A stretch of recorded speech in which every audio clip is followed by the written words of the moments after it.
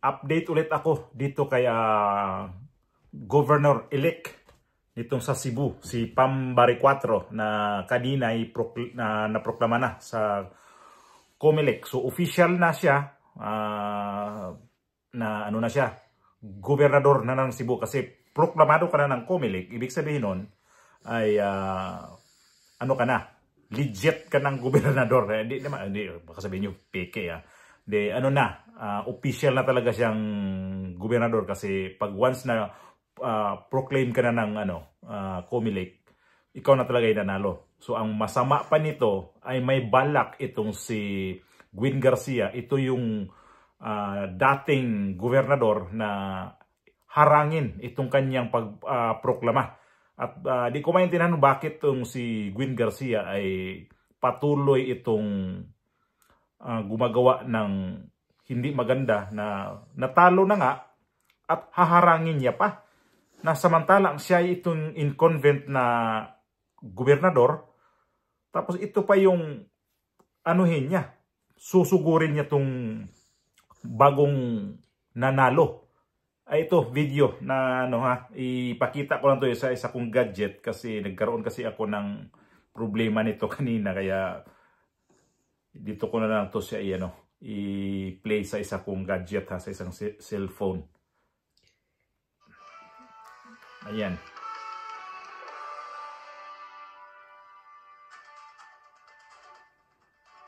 Naiproklama ng gobernador ng Cebu si Lakasan natin. Matapos talunin si Governor Gwen Garcia. Bigurin si Garcia sa tangkang ipasuspinde ang proklamasyon at nakatutok live si Alan Domingo ng GMA Regional TV. Alan. Yes, VK, nagulat ang Lupit. lahat sa resulta ng botohan sa pagkagobernador sa probinsya ng Cebu nang tinalo siya ng baguhan sa politika ang First Lady Governor at nagsilbi na ng ilang termino. Nasa 99.99% na ang transmission. So 99.99% tapos na. Kaya talaga kanina na-proclaim na to siya kasi ito lang pala yung nila na 99.99%. So ibig sabihin nito, ano pa bang ng 99.99? Di tapos na nga ang laban. Si Gwin Garcia, ayan na, stiffot lang siya dyan. Yan ang sabi niya, di ba? Hindi ako bababa sa pwesto ko na kahit ako sa ombudsman. Suspendido ako na ombudsman. Stiffot ako. Stiffot. Anong mangyari nga ito ngayon sa iyo? Stiffot ka pa dyan? Subukan mo, di ba? Pahatid ka ng parcel. Play pa natin to. Ng election returns mula sa iba't ibang bayan at lungsod sa probinsya nang dumating sa Cebu Provincial Canvassing Area. Ayan siya, sa Capital Social Hall si Pambari 4 kasama ang kanyang pamilya at mga abogado. Kahit nangunguna sa bilangan, hindi kaagad na isagawa ang proklamasyon dahil may ER pa mula sa bayan ng pinamunggahan ang inaantay. Natagalan ang transmission dahil nagkaproblema sa USB ng ACM. Pasado alas 3 kanina hapon nang makumplito ang transmission ng lahat ng election returns. Sa kabuuan, nakakuha si Bari 4 ng 1,107,924 votes na mas... Dali magkano yung nakuha niyang boto? 1,107,924. At ang kay Gwin Garcia, 765, 51. Yun lang ho yung boto ni Gwin. Baon na baon, nilampaso. Parang sa Bisaya pa, nginudgud. Nginudgud talaga ng gusto. Sa nakuha ni incumbent at re-electionist Governor Gwen Garcia. Matapos mapirmahan ang Certificate of Canvass of Votes, Hindi niya narinig, no? sa kabuuan, nakakuha si Bari 4 ng 1,107,924 votes na mas mataas sa nakuha ni incumbent at re-electionist Governor Gwen Garcia. Matapos mapirmahan ang Certificate of Canvass of Votes and proclamation of winning candidates, isinunod ang proklamasyon ni Governor-elect Baricuatro. Nanalo naman sa karera pagka-vice gobernador ang running mate ni Garcia na si Glenn Suco na tinalo si Lito Ruiz. Si Baricuatro, wala to siyang dalang vice governor. So ito si Suco, ito yung kay Gwen Garcia. Ito lang yung nanalo. Si Gwen Garcia, sabi ko nga kanina, nginudgod. Ito, Baricuatro, at siyempre ano talaga to sila kasi wala nga naman to siyang dalang vice governor. Ako ang proklamasyon, sinubukan ng kampo ni Governor Garcia na ihain ang motion to suspend proclamation laban kay Baricuatro. Subalit, hindi ito tinanggap ng Provincial Board of Canvassers. Pahiya! I'm officially the governor of the province of Cebu. And the people's governor, because I have been chosen by the people.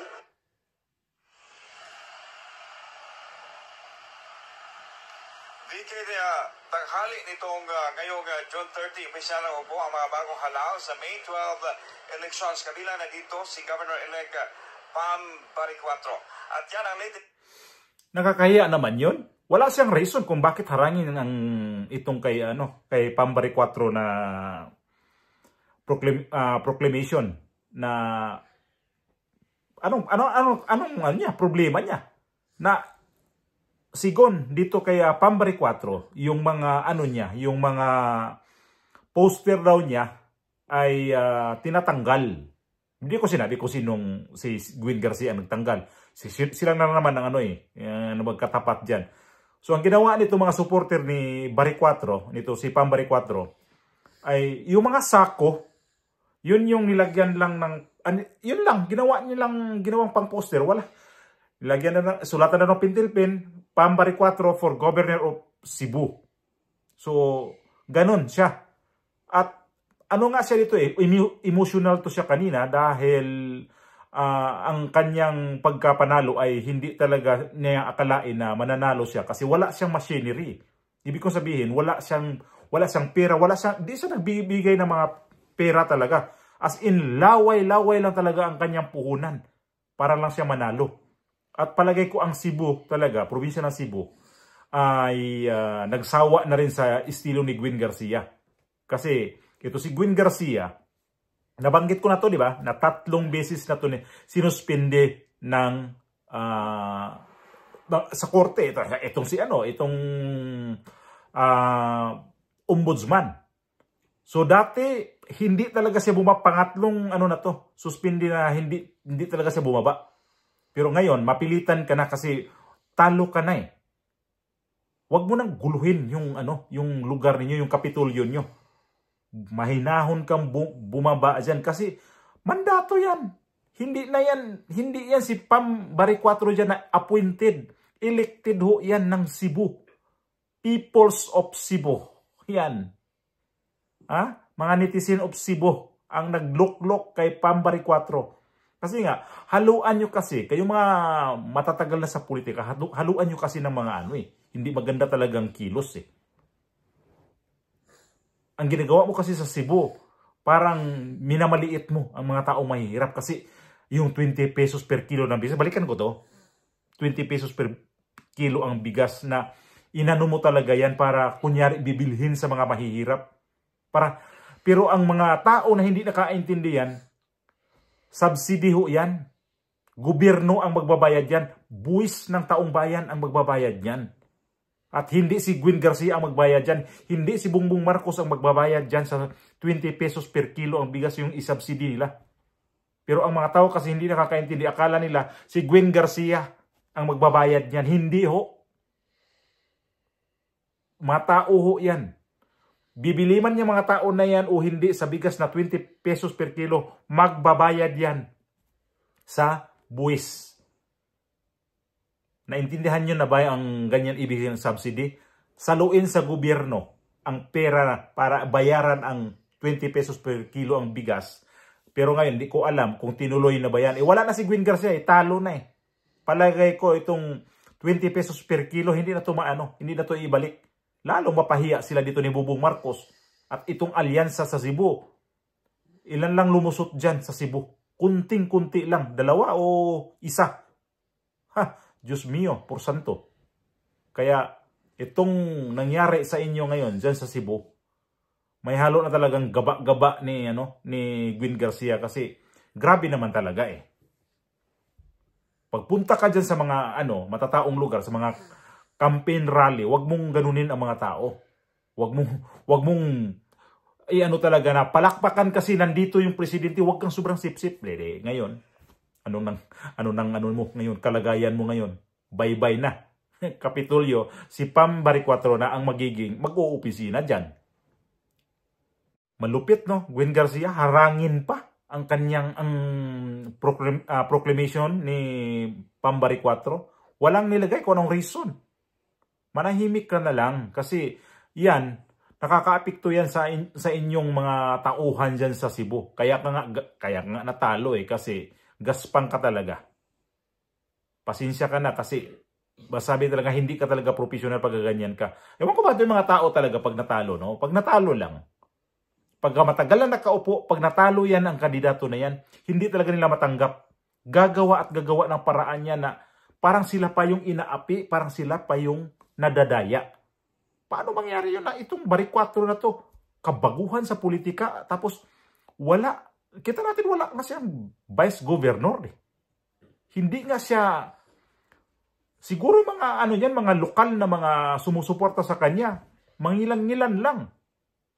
Kaya, ito yung nangyari sa Cebu na baguhang politiko, although ito siya politiko pa kasi unang sampa pa lang baguhan siya, walang makinarya. Laway lang ang puhunan ni Baricuatro. At itong may tahid na nitong si Gwen Garcia, ayon, ngud-ngud, lagapak, nilampaso pa. Adios, Gwen Garcia.